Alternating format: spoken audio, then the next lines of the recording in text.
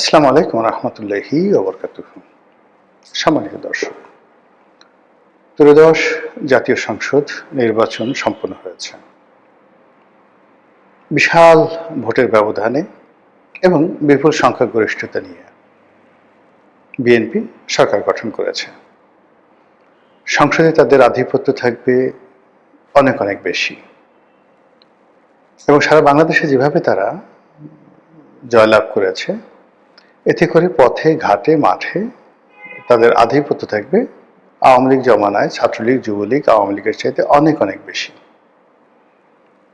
এ কারণ হলো আওয়ামী লীগ জমানাতে আওয়ামী পান্ডারা দুর্নীতি করেছে, অন্যায় করেছে, কিন্তু ওই সময়টাতে সামাজিক যে সংহতি এটি এখনকার সময়ের চাইতে ভালো ছিল। মব ছিল না।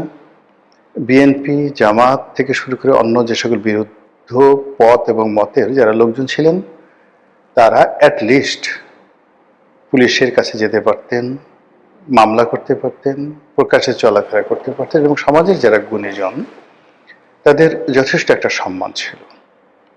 আমি 2018 সনে আওয়ামী লীগ থেকে চলে যাই এবং বিএনপির মনোনয়নে নির্বাচন করি।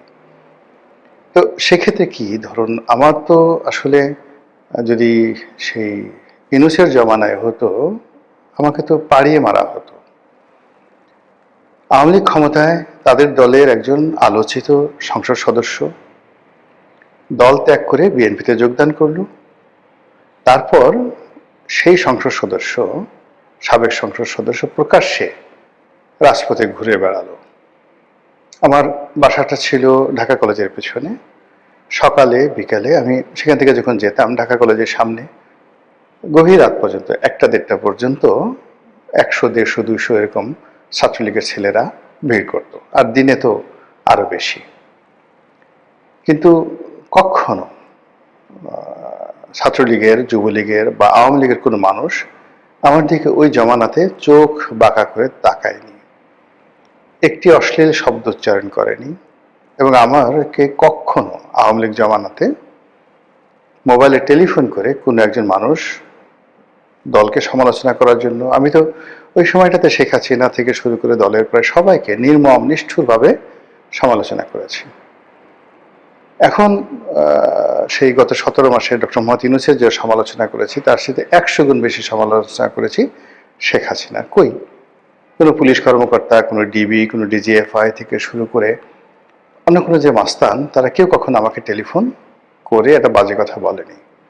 বরং রাস্তায় দেখা হলে তারা সম্মান প্রদর্শন করেছেন, তারপর সাহায্য করার জন্য এগিয়ে এসেছেন।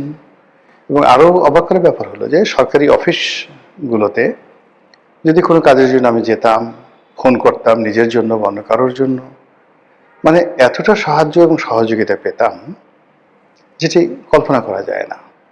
কেন হতো, কি হতো আমি জানি না।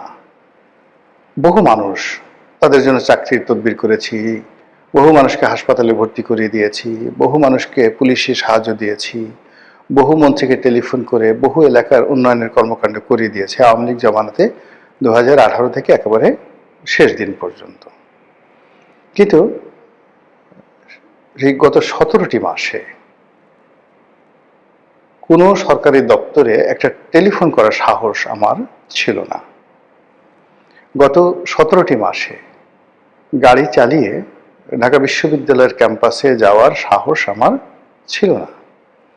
এমনকি রিকশায় করে হেঁটে কোনোদিন বিশ্ববিদ্যালয় ক্যাম্পাসে আমি যাইনি গত 17 মাসে। অথচ যেদিন শেখ হাসিনাকে গালাগাল করতাম, যেদিন স্বরাষ্ট্রমন্ত্রীকে গালাগাল করতাম, সেই দিন এমনও গেছে পকেটে 4-5 লাখ টাকা ওই শেষ বিকেলে কালেকশন ব্যাংকে জমা দিতে পারিনি। সেই 4-5 লাখ টাকার একটা ব্যাগ হাতে, তো সবসময় ঘড়ি থাকে, মোবাইল থাকে, 2টো মোবাইল থাকে, মানে আমাকে ছিনতাই করলে যে কোনো সময় 10-12 লাখ টাকা হয়তো ওই সময় পাওয়া যেত।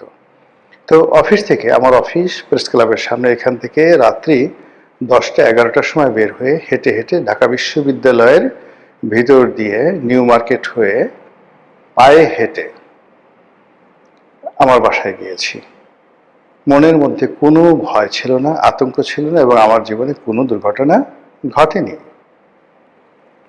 কিন্তু সেই আমি গত 17 মাসে কোনো সরকারি অফিসে যাওয়ার প্রশ্নই তো আসে না, আর বিশ্ববিদ্যালয় ক্যাম্পাসে যাওয়ার আমার যাকে বলা হয় দুঃসাহস কখনো হয়নি। তো বোঝার চেষ্টা করুন গণতন্ত্র সহনশীলতা কোন পর্যায়ে চলে এসেছে শেখ হাসিনার পতনের পর। এরপর থানা পুলিশকে কি ফোন করব? পুলিশের যে সকল কর্মকর্তাদের সঙ্গে পরিচয় ছিল, সেই জুলাই আগস্ট গণ অভ্যুত্থানের পরে বহু পুলিশ কর্মকর্তা, অনেকে চাকরি হারিয়েছেন, অনেকে জেলে গেছেন, অনেকে পালিয়ে বেড়াচ্ছেন। তো তাদের যে দুঃখের কথা, কাহিনী, সেগুলো শোনার পর কোনো থানায় গিয়ে মানে কোনো একটা ব্যাপারে কারো সাহায্য চাইবো, এই সাহসী আমার হয়নি। পরে আমার কাছে যারা পুলিশি সহযোগিতার জন্য বিভিন্ন সময় সুপারিশ করেছেন, আমি বলেছি যে আরে বাবা, পুলিশই তো বাঁচছে না এখন, পুলিশই তো বিভিন্ন মানুষের সাহায্যের জন্য তারা দাঁড়ে দাঁড়িয়ে ঘুরে বেড়াচ্ছে, বাধ্য এই সমস্ত ব্যাপার মিনিমাইজ করে সব কিছু। তো এই যে একটা মানে ট্রেন্ড গত 17 মাসে চালু হয়েছে, এটি বিএনপি ক্ষমতা গ্রহণের পর রাতারাতি চলে যাবে এটা আমার মনে হচ্ছে না। বরং গত 17 মাসে যে সকল বিশৃঙ্খলা হয়েছে আর্থিক খাতে, তারপর আন্ডারওয়ার্ল্ডে, ব্যবসা বাণিজ্যে, বিশেষ করে 2 নম্বরই ব্যবসা বাণিজ্যে, টেন্ডারবাজিতে, এর প্রায় 99% কাজই বিএনপির লোকজন করেছে। সিটি কর্পোরেশনের টেন্ডার, সিটি কর্পোরেশনগুলোর ময়লার কাজ, পাড়া মহল্লার ডিশ ব্যবসা, ফুটপাতের চাঁদাবাজি, দখল বাণিজ্য, এরপরে আওয়ামী লীগের বিভিন্ন সহায় সম্পত্তি দখল করে সেগুলো আত্মসাৎ করার যে চেষ্টা, আওয়ামী লীগের নেতাদের বিরুদ্ধে, জাতীয় পার্টির নেতাদের বিরুদ্ধে একের পর এক উপর্যুপরি মামলা দিয়ে শত শত হাজার হাজার কোটি টাকা লোপাট করার যে অভিযোগ, কাদের বিরুদ্ধে? জামাতের বিরুদ্ধে, এনসিপির বিরুদ্ধে, নাকি চরমোনাইয়ের পীর সাহেবের বিরুদ্ধে? আল্লাহর ওয়াস্তে একটু বুকে হাত দিয়ে বলুন তো কাদের বিরুদ্ধে? এখন যারা এই ধরনের কাজকর্ম করেছেন, প্রায় তাদের সবার মধ্যে একটা ভয় ছিল যে জামাত ক্ষমতায় চলে আসবে। কেন আসবে? এর কারণ হলো জামাত সততার প্রচার করছে, জান্নাতের টিকিটের কথা বলছে, তারপর তাদের যারা রাজনৈতিক প্রতিপক্ষ তাদের দুর্নীতি, অনিয়ম, এ সকল কথাবার্তা তারা বলছে। তো কাজেই জনগণ হয়তো জামাতকে ভোট দিয়ে দেবে। কিন্তু যখন শেষ পর্যন্ত দেখা গেল যে জামাত জয়লাভ করেনি, বরং যে বিএনপির বিরুদ্ধে জামাত অভিযোগ করত যে তারা চাঁদা আদায় করে, চরমোনাই যাদের বিরুদ্ধে বলতো চাঁদা পড়ে পল্টনে, চাঁদা যায় লন্ডনে, তারপরে তারেক রহমান সাহেবের ঘেডি ভাঙা, কোমর ভাঙা, মিলিটারির মায়ের ফ্যানের সঙ্গে টানিয়ে বেদম প্রহার, এ সকল কথাবার্তা বলে তারেক রহমান সাহেবকে যারা ছোট করার চেষ্টা করেছেন, কার্যত দেখা গেছে যে তারেক রহমান সাহেব প্রধানমন্ত্রী হয়েছেন এবং জনগণ ওই যারা চাঁদার অভিযুক্ত সেই দলকেই জনগণ ভোট দিয়েছে। ফলে যারা চাঁদাবাজ, দখলবাজ, মামলাবাজ, গত 17 মাসে নবরূপে যারা যাকে বলা হয় অভিষিক্ত হয়েছেন, নবরূপে যারা ক্ষমতায় ফিরে এসেছেন, তারা চিন্তা করবেন যে আমাদের তো জনগণ ভালোবাসে। যদি চাঁদাবাজি অন্যায় হতো, দখলবাজি অন্যায় হতো, তাহলে তো লোকজন আমাদেরকে ভোট দিত না। যেহেতু লোকজন আমাকে ভোট দিয়েছে, ইট মিনস এটা বৈধ। এই বাংলাদেশে এটা আমাদের অধিকার, এটা আমাদের মানবাধিকার, এটা আমাদের রাজনৈতিক অধিকার। কাজে আমরা চাঁদাবাজি করব, সিরিয়াসলি চাঁদাবাজি করবো, যে যাই বলুক না কেন। এর কারণ হলো তাদের যারা প্রতিপক্ষ তারা তো চাঁদাবাজিকে মেইন ইস্যু করে নানাভাবে তারা প্রচার চালিয়েছে, প্রোপাগান্ডা চালিয়েছে, কিন্তু জনগণ তো রেসপন্ড করেনি।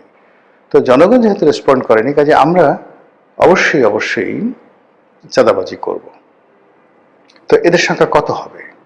10 লাখ, 20 লাখ, 50 লাখ, যারা এই যে বিএনপির ক্ষমতার কালে নিজেদেরকে ভীষণ রকম বেপরোয়া, ভীষণ রকম শক্তিশালী, ভীষণ রকম যাকে বলা হয় যুদ্ধংদেহী বানিয়ে ফেলেছেন।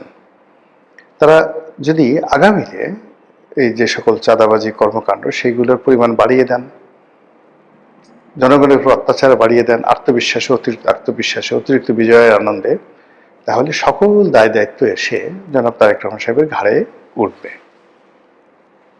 এবং 2001 থেকে 2006 সনে হাওয়া ভবন মূলত যে কাজটি করার চেষ্টা করেছিল ইতিবাচকতা, রাজাকারদেরও তো একটা ভালো উদ্দেশ্য ছিল, আলবদরদের একটা ভালো উদ্দেশ্য ছিল, কিন্তু আলবদর সদস্য, রাজাকার বাহিনীর যারা সদস্য, তাদের নানা অপকর্মের কারণে এই দুটো বাহিনীর প্রচুর বদনাম হয়ে যায়, ইতিহাসে অভিশপ্ত হয়। তদ্রূপ হাওয়া ভবন মূলত বিএনপির একটা গবেষণা সেল ছিল। সেখানে বসে তারা চিন্তা করত কি করে রাজনীতি করা যায়। সেখানে তারা বিভিন্ন তথ্য উপাত্ত দিয়ে বিভিন্ন পলিটিক্যাল তারা এজেন্ডা তৈরি করত, প্রতিপক্ষকে ঘায়েল করার জন্য রাজনীতির ন্যারেটিভ তৈরি করত। তো এই উদ্দেশ্যে অনেকটা আওয়ামী লীগের সিআরআই এর মতো একটি গবেষণাধর্মী প্রতিষ্ঠান ছিল হাওয়া ভবন। কিন্তু সেই হাওয়া ভবনে কি করে ট্যাক্স ঢুকে পড়লো, কি করে ট্যাক্সি ঢুকে পড়লো, কি করে কন্ট্রাক্টারি ঢুকে পড়লো, কমিশন বাণিজ্য থেকে শুরু করে সব কিছু একত্র হয়ে হাওয়া ভবনকে মানুষের নিকট রীতিমতো একটি জীবন্ত, জ্বলন্ত আগ্নেয়গিরির লাভা বা জ্বালামুখ রূপে জাতির উপর চাপিয়ে দেওয়া হলো। ফলে কি হলো, জনাব তারেক রহমান সাহেব এত সুন্দর সুন্দর চিন্তা করলেন, ওখানে বসে এত ভালো ভালো কাজ করার চেষ্টা করলেন, তার একটিও তার কাজে এলো না। বরং তিনি সারা দেশে মিস্টার 10% হিসাবে পরিচিত হলেন, এবং এটা আর মুছা গেল না। এই যে তিনি প্রধানমন্ত্রী হবেন, তার অল্প কয়েকদিন আগে টাইম ম্যাগাজিন তাকে নিয়ে একটা বিশাল প্রতিবেদন ছাপালো, যেখানে তাকে পডিগাল বয় হিসেবে বলা হলো, উচ্ছনে যাওয়া, বেহিসাবি, বাজে স্বভাবের, ঘুষখোর, দুর্নীতিবাজ একজন পুরুষ হিসেবে তাকে টাইম ম্যাগাজিন তুলে ধরলো। তো বোঝার চেষ্টা করুন যে পাপ কখনো বাপকে ছাড়ে না। অন্যের পাপ মানে আপনি কিচ্ছু করেন নাই, একেবারে নিরপরাধ, কিন্তু আপনার আশেপাশে যারা লোকজন রয়েছেন তারা অন্যায় করেছে, সেই দায় আপনি এড়াতে পারেন না। তো বিগত দিনে সেই দায় যদি এখনো তারেক রহমান সাহেবকে তাড়া করে, এবং বিগত দিনে যে নেতাকর্মীদের দাপট ছিল, শক্তি ছিল, অভাব ছিল, অভিযোগ ছিল, সেটি এই জমানাতে এসে এত ডিজিটালাইজড হয়ে গেছে, এবং এর সঙ্গে আর্টিফিশিয়াল ইন্টেলিজেন্স যুক্ত হয়েছে, এবং গত 17 বছরে তাদের যে না পাওয়ার বেদনা, না খাওয়ার বেদনা, সবগুলো একত্রে সুদে আসলে যোগ হয়ে যেভাবে এই সময়টিতে পথে ঘাটে মাঠে চাঁদাবাজদের যে দৌরত্ব বৃদ্ধি পেয়েছে, এটা যদি অব্যাহত থাকে তাহলে বিএনপির পতনের জন্য আর কিচ্ছু দরকার হবে না, এই চাঁদাবাজরাই যথেষ্ট। মহান আল্লাহ আমাদের সবাইকে এই চাঁদাবাজের যে জুলুম অত্যাচার থেকে রক্ষা করুন, হেদায়েত করুন, দয়া করুন। আসসালামু আলাইকুম ওয়া রাহমাতুল্লাহি ওয়া বারাকাতুহু।